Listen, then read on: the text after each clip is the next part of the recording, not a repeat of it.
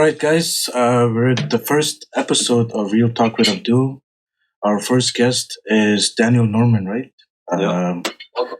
Welcome Thank you to the very show. much. Thanks for having me. Yeah, Appreciate thank it. you.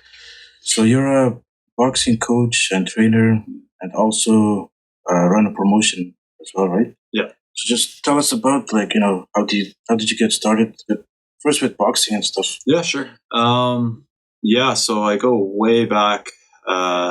I'm 35 years old now. I started boxing around 15 years old. Yeah. And the way I got into it was my uncle. He actually used to have dinners like every time Mike Tyson fought, Yeah. Oscar De La Hoya. So I have fond memories of going to his house and watching these big pay-per-view fights. Yeah. I actually remember when Mike Tyson bit Evander Holyfield's ear off. That's an iconic match. Oh yeah, it was man. just Nobody can forget crazy. about that match. Yeah, it was crazy, and just to see it live, like not in person but on TV live, was nuts. Like I forget how old I was. I was like 11 years old. I don't know if I should have been watching stuff like that, but I just kind of got hooked. Like I really liked Oscar De La Hoya, and then as I started to get more into boxing, watching it more, I really liked Fernando Vargas. He was my idol when I was young, and he really got me hooked. Same with Arturo Gatti. I even used to have the Fernando Vargas haircut. So yeah, he used to have blonde bangs and the rest of his head shaved. I don't know if you've seen that before. But I had the exact same haircut. I actually thought I was Fernando Vargas. But you know what?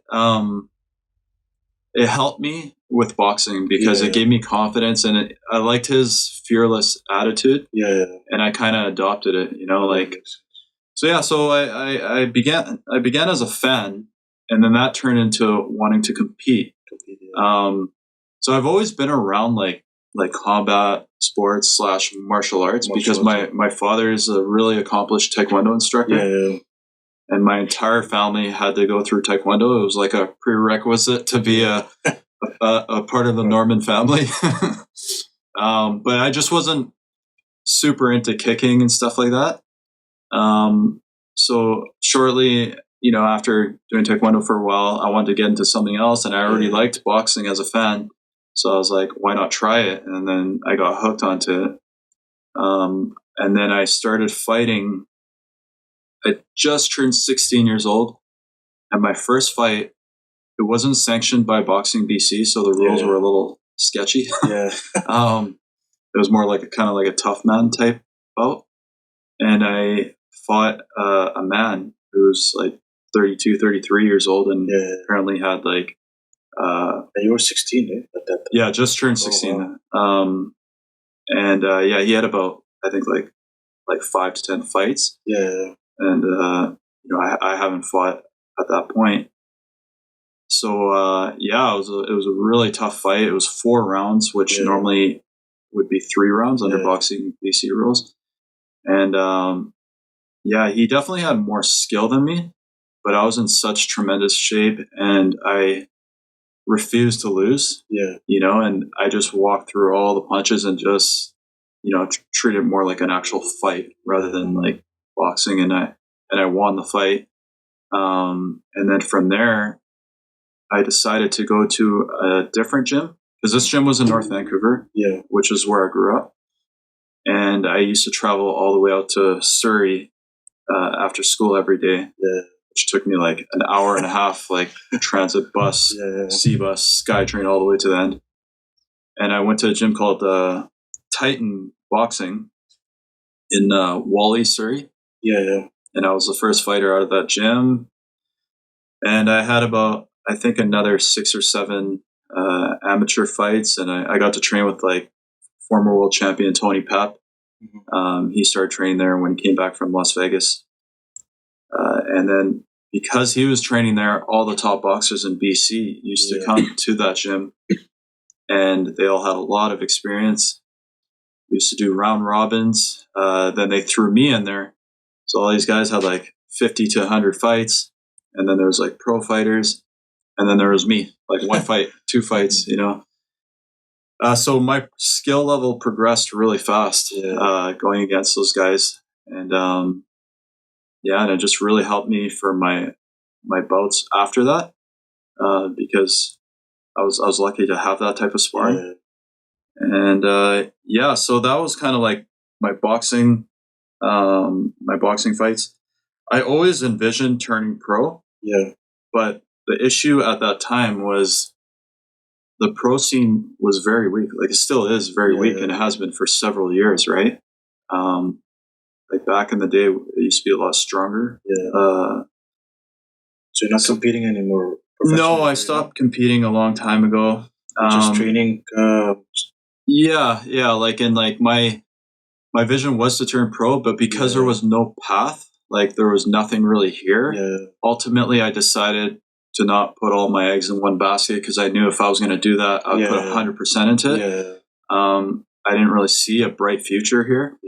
And it's a difficult sport. Going to other places it's a lot more challenging. So I decided to kind of get into the coaching aspect.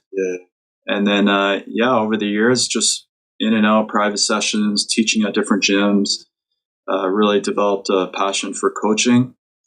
And as time went on, amateur boxing is awesome and it's great for the foundation, but there was no pro scene here. So I always wanted to start pro boxing here again, and sometimes you got to take matters into your own hands. And I clicked up with some people that I felt would be good to start this promotion with.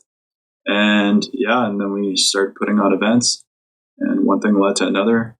That's what I was gonna ask. Like Canada, even now, I don't know. Since I've been here, like boxing hasn't been that big of a sport, right? Like, there's no nobody's promoting it that much, or there's no proper, like what you're doing right now. Because you have your own promotion, you're trying to build up the name of sport of boxing in Canada. And it's like Montreal has always had a strong scene. Quebec, like they have a strong amateur and pro boxing scene. Ontario is pretty good as well. They have some pretty big promoters out there. But you don't hear about it much out on the West Coast. On this side of the country, it was mostly in Edmonton and Calgary. Not much in BC. There was like one-offs in BC, but no consistency. And that's where we want to come in and be consistent, and we were consistent until COVID happened. COVID. But, I just look at that as like a bump in the road. And, with Empire, we switched to more of like a digital-based technology platform. So which works with COVID times. And until we can have fans back, we will. But, looks like it's going to take some time before that happens. So you created a promotion called Empire Boxing, right? Promotions, Boxing Promotions. Yeah. Okay. And what made you get into creating a promotion? And really, it was just to spark the pro scene and just my passion for the sport, right? Like I wanted to kind of dip my feet into it and see what it was like, and it's a lot of fun, it's a lot of work. It's a lot of stress. There's a lot of unpredictability, risks that you have to take, because you got to think of it as all the stars have to align to create a good event, where people walk away, talking about it for weeks or months. And, there's a lot of details behind the scenes, the way you match the fights up, down to the production of it. And also the story behind the fighters, because as you progress towards the event, it's awesome to have exciting fights, but if nobody knows who these fighters are, what their story is, what their struggle is, then, the fans and the viewers aren't going to really connect, where after the fight, they want to keep following them. Right. So the way we want to do it is, and the way we have been doing it, is to really invest into the fighters and their struggle, how what brought them here, and then and then on top of that, like putting good matches together so that it's not predictable. Like, oh, this person is going to win because they're from Vancouver or whatnot, right? We want to manage the fighters well, but at the same time, give them challenging fights, right? Yeah. So as a promoter, do you go and out there and scout boxers, or they come to you? What's the so like process? We want to be like a grassroots company, and that's the way we've kind of operated our promotion, is to focus on local talent first, right? Talent, because I believe that the amateur boxing scene here is growing quite a bit since I was competing. There's a lot of hidden talents here in the totally. That doesn't get exposure, as much attention, right? So totally. Like a lot of people don't even know the talent that we have, right? Like, and we have a lot. Like they need somebody to like guide them, help them push to their goals they have. And, for sure. So that's a good path. So like first thing first is focusing on the local talent, and really developing them. And by doing that, we've invested in the amateur boxing scene here. So our events, we do a lot of pro and amateur events put together. So like half and half. And it's kind of like a good transition from the amateur boxers that fight on our Empire events. They feel that that type of energy and what it feels like to be on an Empire event, or like say like a professional boxing event. Yeah. So I think that kind of motivates them and inspires them to want to turn pro, right? And that's the biggest obstacle here, is building the pro scene, and I think the way we're doing it with pro-ams is really helping facilitate that. And the more that they fighters that start to turn pro, the more we can kind of work with and develop their pro career, and they can eventually fight for Canadian titles and world titles. So I'm super excited with a lot of talent out here. Eric Bazarin, he's still an amateur, but he's expected to hopefully go to the Olympics, and afterwards he expressed that he wants to turn pro. Benit Bisla, he's a really good boxer. Hakira, Nijar, Sam Moses, Sabri Farouk. Like, we got a lot of good fighters, a lot of good female boxers coming up as well. Hopefully wanting to turn pro. We're going to jump all over that as well. So, even adaptive wheelchair boxing, like we're incorporating everything, and we want to be very innovative and, kind of like the new era of boxing, right? So the way we approach this. Okay. And you also said the seconds out boxing, right? So what is that about? Yeah. So the way seconds out boxing and fitness came about was COVID-19 shutting everything down. And, it's really, and I think a lot of people realize that, it's going to be difficult for a while for gyms to operate the way they would normally operate, right?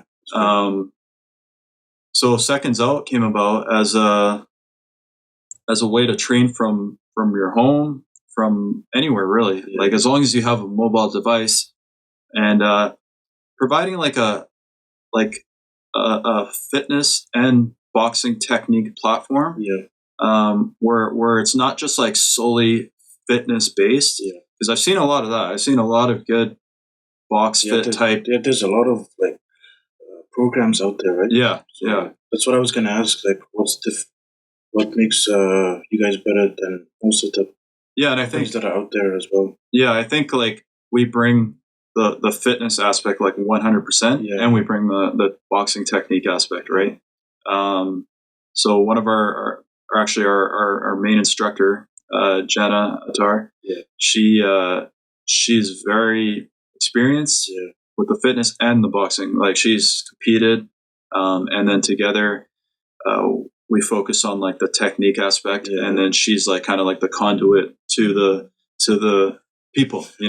She's very good at connecting with the people through the camera and expressing, putting into words everything about the technique and the fitness aspect. So So she's been leading the way, and we've been having a really good, like guests do the workout with her.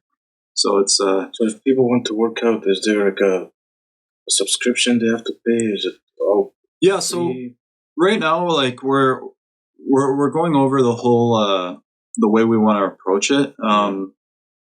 For the foundational package that we're going to release probably within the next few weeks, we're going to release it as a package, but eventually, Empire, because Seconds Out Boxing Fitness falls under the Empire Boxing Enterprises umbrella. Yeah. So, so EmpireBoxingEnterprise.com is going to have Seconds Out Boxing and Fitness as a component of it. Once we develop a lot of content, not just on the fitness aspect, but with other projects like docuseries or live events, we have a whole bunch of different plans, like interviews with boxers. We're going to create this content.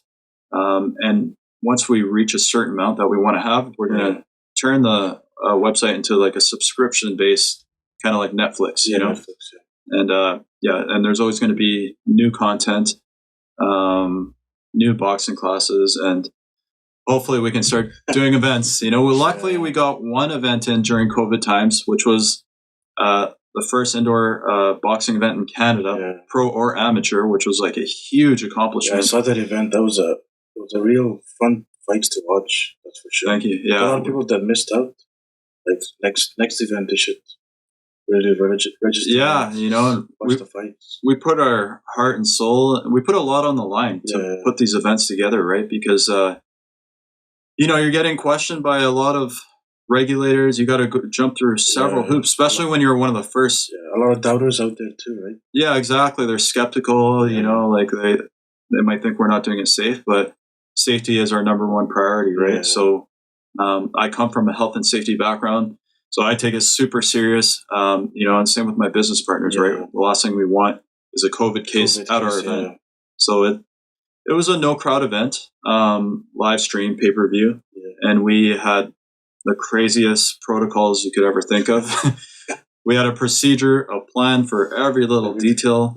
So I think we went above and beyond, and it reflected in our event because, it was very safe and there was no cases of COVID or anything like that. I think we really led the way in showing how to do sports events in a safe way, like during COVID times. So I think we kind of helped open the door. And ironically, the very next day, I have a Tiger Management, a professional boxing promoter out of Montreal. They put on their event. So that one weekend, both events, amateur and professional, were put on. So, do you have an event coming up anytime soon, or not? Actually, we're supposed to have one last night. Oh, really? Wow. Yeah. What happened? But with the restrictions in place, because you know how it is, like it seems to change every day. Yeah. We decided to postpone it because technically, I think we could put the event on, but the thing is a preparation for the event, right? Yeah. When it comes to the boxers, how are they going to train when they can't touch? Yeah, that's true. How are they going to spar, right? Yeah. How are they going to do pad work, do all these things? So they're going to be limited with their training during these times, and it wouldn't be fair to the fighters. Exactly. Like not much training camp. They just come to the fight and we want them to be 100% and properly trained, be prepared, right? And and like we also want to do things when we feel the time is right, and right now the way things are with increasing cases and things like that, we feel like it's not the right time. Yeah. So we're gonna hold off and hopefully, I think February, March, do our next event, and hoping we can do a pro-am event rather than just amateur. Yeah. Well, that's good. It's good to hear. Like, with COVID and the whole pandemic, it's brought a lot of businesses down. Like, especially when it comes to athletes and sports and all that stuff. But it's good. So moving on, I was going to talk about as a boxing coach and a diehard guy, right? I was gonna talk about like the fun stuff. Like, what do you think about like YouTube boxing? That's I like a lot of now you see like Jake Paul, couple of weeks ago we had Jake Paul and Nate Robinson fight, and now we all heard that Logan Paul wants to fight Mayweather. Yeah, and I kind of have mixed feelings about it, but ultimately I feel like there's a lot of mixed feelings out there. A lot of diehard boxing, they're like, they're making a mockery of the sport. Yeah. Some people they think since boxing died a bit, YouTube is like a platform for it to, grow the sport. Yeah. Because, when UFC came and a lot of their fans went to go watch UFC, right? Yeah. Yeah, I think, I don't know if I have mixed feelings about it because I know how I feel about it, but I think I can see why certain promoters are doing it, So like the pros, I think it's attracting a lot of new eyeballs to the sport, which is good. Yeah, which is good. I hope that translates into watching the real professional boxers. Boxing, So if that's being accomplished, then great. But I think at the same time, it's also doing damage to the sport because these guys are just not earning their stripes, not earning their stripes to get to the position, like at least not in the boxing way, right? Like maybe through YouTube and gathering a following and all that they are. But the thing is when you put these YouTube guys on, it starts to overshadow the real champions and the real boxers that work their way up, and struggled and that's what I was going to put their lives on the line. Yeah, that's a big point because there's a lot of like I said, hidden talent out there, right? Yeah, and that put so much work and heart and soul into that sport. Yeah, and you got these YouTuber guys that come up there using their big platform, right? Yeah, you got all these kids watching and all these people that most of them don't even know the sport. Yeah, and they just come straight and fight a well-known athlete, right? And the rest that had so much I know so much work into it. Yeah, and they can't box and stuff. So and I think one thing that I think people need to remember, like, boxing is not a game. Like you can get really hurt, like what we saw with the NBA player Nate Robinson. Like it could damage your future for sure. The Paul guy, is it Jake or Logan? Jake. Jake. He obviously had a little bit more experience. He was more prepared for that fight. Nate Robinson, just based on the technique that he showed, was super amateur. And look at how bad he got hurt because of it, right? So it's and I heard like what he had a few months of training, and that's pretty much it. Yeah, as a boxing, like you need years of training. Yeah, in order to step into the ring and fight, and have good technique. You gotta know at least the fundamentals. Totally. Like the way I look at it is, you have to respect the sport. If you don't, then the sport won't respect you. And things like what happened to Nate Robinson, that kind of stuff happens, right? You got to put in the work. It's not like other sports where you just win or lose and you can go home healthy. You can die in the sport, right? So it's that's why, like, I'm not a big fan of that. I don't think I would be into that kind of stuff. But if other promoters want to do it, I'm not going to hate on them because I understand why they're doing it. But I just hope that they don't compromise the integrity and the respect for the sport. I feel like a lot of the promoters are doing it more of the business aspect to it. Yeah, because they know they'll have so much fans watching. With Jake Paul having so much, so much audience, people watching. So much revenue. Yeah, one thing I can say that I'm actually like happy about is at least they train hard. Like I feel like they do take it serious. Like they are training hard, and and they're not bad. Like they're actually decent. Like they're better than what I thought they were going to be. So I'm glad that they are taking it serious. Even though like some of the shenanigans, it sounds like they're not, but as far as they're training with like real professional boxers. They are, I don't know about their sparring partners, but You know, I think that's a little bit for show, like feeding them to the wolves, right? Like, and just to make them look better than what they really are. That he was training for at least a few years. Because remember, he fought the last person was another YouTuber, KSI, I think, or was that the other brother? It was the KSI's brother. Was the first fight Deji? Oh, okay. And the second fight there was another. He had zero experience in boxing. His name was Anderson Gibb. Oh, okay. Then the third one is Nate Robinson. Yeah.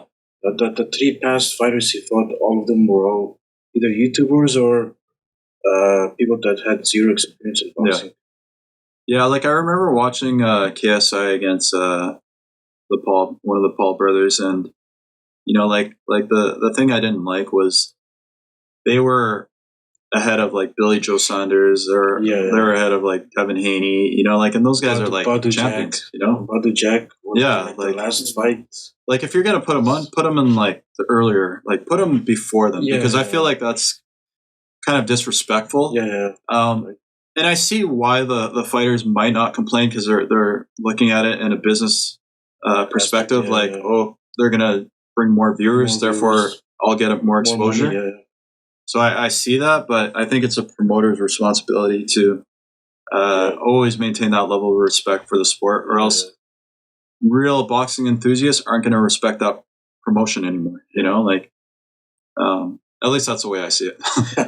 Now you have his brother fighting Floyd Mayweather next year, apparently. Logan Paul. Yeah, and I think the guy's way bigger than Floyd Mayweather, but Floyd Mayweather's Floyd Mayweather, you know, like, and he's gonna. It's easy money for him. Like there's no threat there at all. But you know, you can never say never, right? You can never say never. The Paul brothers aren't horrible, right? Like, and the guy's way bigger than Floyd Mayweather. But Floyd's just way too experienced to get hit by anything that guy can throw. But if he doesn't win, I'm going to be really Floyd better win, because then he'll really make the sport look bad, because he's taking big risks by you know, record on the line too, right? Yeah, like it's like I'm not worried about his record or anything, but if you're going to go in, you better win. You know, like if you're going to go against a YouTuber, you better win. For the sake of boxing. For us, that one loss will probably damage his whole resume. Yeah, because then now you're going to get YouTubers coming out of everywhere thinking that they're going to call up boxer. They'll call up all the random boxers. So, but I'm not worried. Floyd is obviously going to do his thing, right? Yeah. Did you watch the fight? Yesterday's fight? Which Joshua? One? There were so many. The main, Anthony Joshua. Yeah, that was an awesome fight. I thought he did a really good job. I was really impressed with his composure. He fought discipline. You know, like people say he has a glass jaw. I don't think he has a glass jaw. I think, you know, it's heavyweight boxing. If you get hit with a good punch, you're going to get hurt, right? I just wouldn't say he has an iron chin, you know. But I think the way he's performing is very smart, very disciplined. And the one thing I liked is, he played it safe while he was boxing, but when he had the guy hurt, he went for it, right? And he might have even got a little bit like reckless, like a little bit. But I think ultimately, once he realized that the guy wasn't completely like out, like he went back to boxing and remained patient, kept his composure until the next opportunity presented itself, and then he took him out. So I'm really impressed, and I really hope he fights Tyson Fury. Because his boxing looked really good yesterday, like comparing to the last couple of fights that I saw. Yeah, he's putting it all together. I feel like he went back to his old roots of being agey, you know? Yeah. It was a little more robotic before, I felt. Like just muscle-bound robotic. But now he actually boxes more.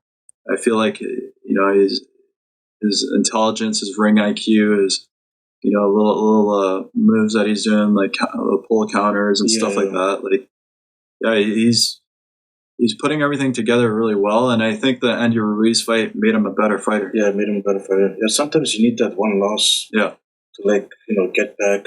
And see what, you know, sharpen all those techniques. Yeah, totally. That you're missing. I think the biggest question to me was a confidence level. What was he going to be like after that? You know, getting beaten up like that, right, and stopped. Sometimes his when he came to the media as well, he was getting it was getting to his head as well. Yeah. So I think it probably affected him a bit going to those both Ruiz fights. Yeah. And I think this time around, like, he was just himself. Yeah, I think he kind of conquered his demons after this fight, and I think he's back to the confident AJ that he once was, but at the same time not overconfident, which in the past he might have been. Right? Which got him into the position of getting stopped by Andy Ruiz. So, so what gym do you train currently at, or which gym do you coach? I coach out of TriStar Vancouver, which is an MMA gym, but we're really pushing the boxing aspect to the gym. And I think a lot of MMA gyms are starting to do that. You know, it's because the one thing I really like about MMA fighters is, they come from that martial arts background, very respectful. They listen to you. A lot of boxers kind of want to do their own thing. So you have to keep telling them. But and MMA fighters, their work ethic is crazy. Like, they train so hard. And just they pay attention to detail. So I really like that about them. Is there any boxers out of the gym that's fighting? Yeah, actually, I was gonna have some boxers for the event that we were supposed to have yesterday, but we're gonna have to wait until we can put another event on. But yeah, definitely, there's probably 4 or 5 fighters right now that are want to compete. They haven't fought amateur yet, so we're kind of starting from the ground up. But it's good. I like it better that way because I can teach them from scratch. Yeah. Do you have any questions? 34 minutes in, but I'm not in the camera right now, but overall I'm in the back. So you said you do boxing, that stuff, and you train and stuff. Mm-hmm. Would you ever want to go back and fight again? You know what? Like the urge over the years have always been there, and I think it always came back to, like, if I can put 100% into it, and like I said before, boxing's not a game, right? Like, I don't want to put 50% in, and it always kind of came down to that. And one thing that I kind of regret doing in my 20s was I started to get into lifting weights a lot, and I gained a lot of weight, a lot of muscle mass, which eventually turned into fat because I kind of stopped training. With weightlifting too, right? Like, it prevents you from boxing. Yeah, and and I always kind of would go back to sparring. I'd go to, like, some gyms and spar, and I'd kind of, like, do well again and start to feel it again, like my timing and things like that would come back. But I started to take too big of gaps in between and lifting too much weights, and then the last few times I went back, I just felt like I was in a different body, and I would feel certain things that I would never feel before, like in my lead shoulder, and just like conditioning wise, so it's discouraging, like when you felt like you're at a certain level when you're younger, like the way you could move and counter and distance and all that kind of stuff, your speed, and then you go back to years later, and you're just not the same, right? Like, so because you're not the same, you almost have to change your style, right? Because you don't have the same tools that you once had. So so I would spar again and things like that, but I think that's really where it's at, is just sparring, and coaching people is like my real passion now, and promoting. So yeah, it's definitely a passion, but not something that I would consider like competing again or anything, especially at the age of 35, right? Like, I might look a little younger, but I'm actually getting up there. You also have a family too, right? That's the other reason. Maybe it prevents you from probably fighting professionally and getting in the ring. Yeah, totally. Like, there's, I got a lot going on with family. I have a daughter. Born last February, so she's definitely a handful. My wife, and and I always want to put family first, right? I don't want to consume my time with other things. Family's priority to me. everything else is secondary, so yeah, spending a lot of time with family, and that's another contributing reason to why I'd not really consider getting back into competing. So I'll leave that to the young fighters. That's good. I got one more question. So basically, you train boxers and stuff like that. Anything you want to say to a person that wants to start boxing and before once they start? I think before they get in. There's some people that have they watch. When you were a kid, you watch Mike Tyson on the TV, and all those big, well-known boxers. Yeah, that kid wants to be one of them. Like what's the first step they have to do? Like, how can they, join the boxing? Yeah, I think so. It's first thing you want to do is you want to do your research, and based on where you live, try and find a good gym that has a good reputation, good coaches, because then you're in good hands. And then if you're gonna just train to get in shape, that's awesome. But if you want to fight, take it seriously. Don't put 50% of it in, because the person you're going against might be putting 110%, right? So you got to take it serious. Your conditioning levels, technique levels, don't rush it. Take your time before you have your first fight, maybe even have an exhibition. And just listen to what your coach says, right? Because a lot of boxers, they start to just watch what they see on TV, but they forget to realize that those boxers have been doing that for several years, and they probably started differently, more fundamentally sound, and then translated into other styles.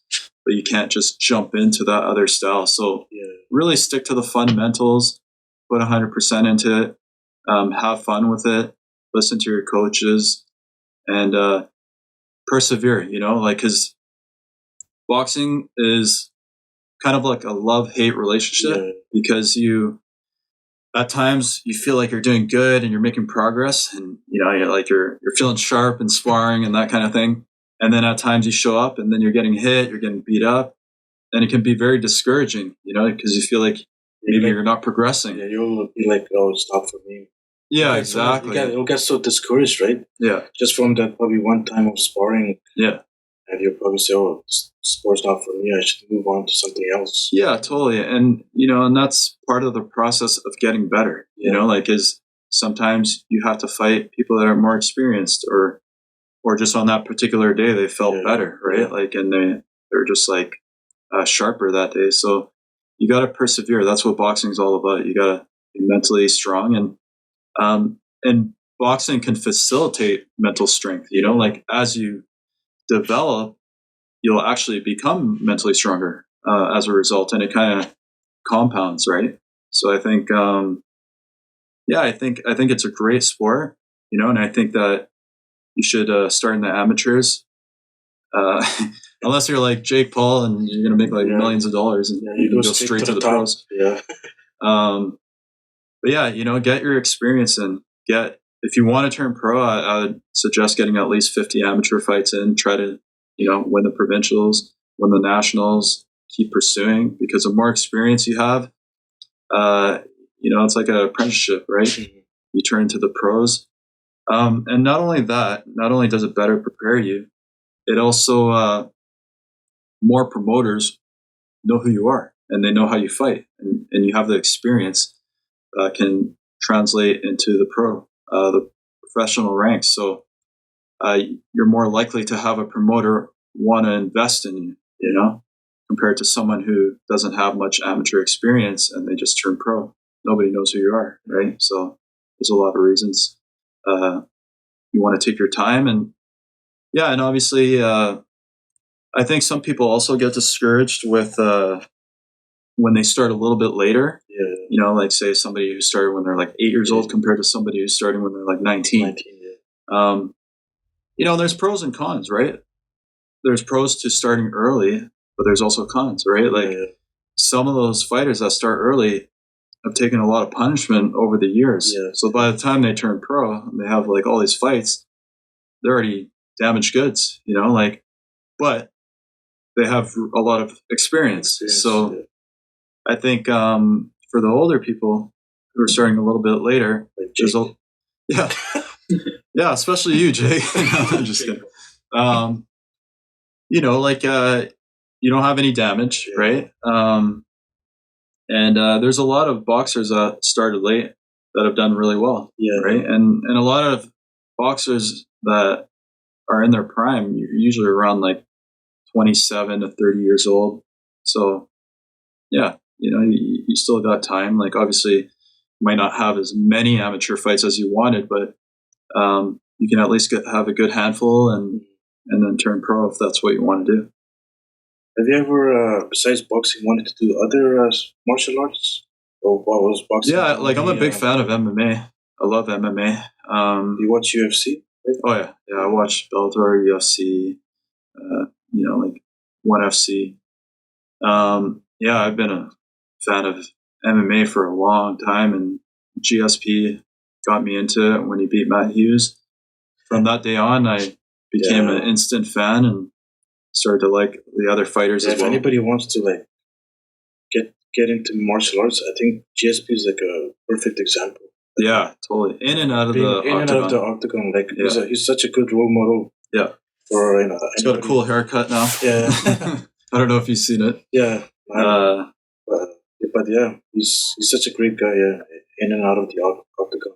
Yeah, he's fundamentally sound. You know, like the one thing that separates him from a lot of fighters is his distance control, which is something that boxers do. You know, like his IQ is like really high. Like everything's so sharpened. You talk about his boxing, taking down, wrestling, his jiu-jitsu. Very well-rounded. Yeah, very in control of his emotions, where a lot of other fighters, they let the emotions get the best of them. And it puts them in vulnerable positions, which takes them out of their kind of like game plan. And he's always in control of his emotions and of the fight, the distance, the range, you know, like his timing, everything. Very well rounded, right? Maybe he should fight Jake Paul. Yeah, you never know. Yeah, never know. Hey, maybe I'll get more Instagram followers from Jake Paul. Yeah, but so if somebody wants to train with you or wants to sign up, like at Seconds Out, where can they look? Yeah, so as far as Empire Seconds Out, EmpireBoxingEnterprises.com. So that's where everything will be. Seconds Out Boxing and Fitness will be there. We haven't released the package yet, the foundational package. Is it coming soon, or? Yeah, it's coming very soon, within this month, which encompasses like 8 classes, tutorial videos. So it's really well done, and really good technique and fitness incorporated into it.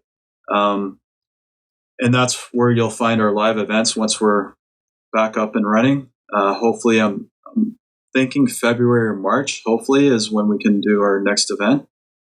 So just be on the lookout for that.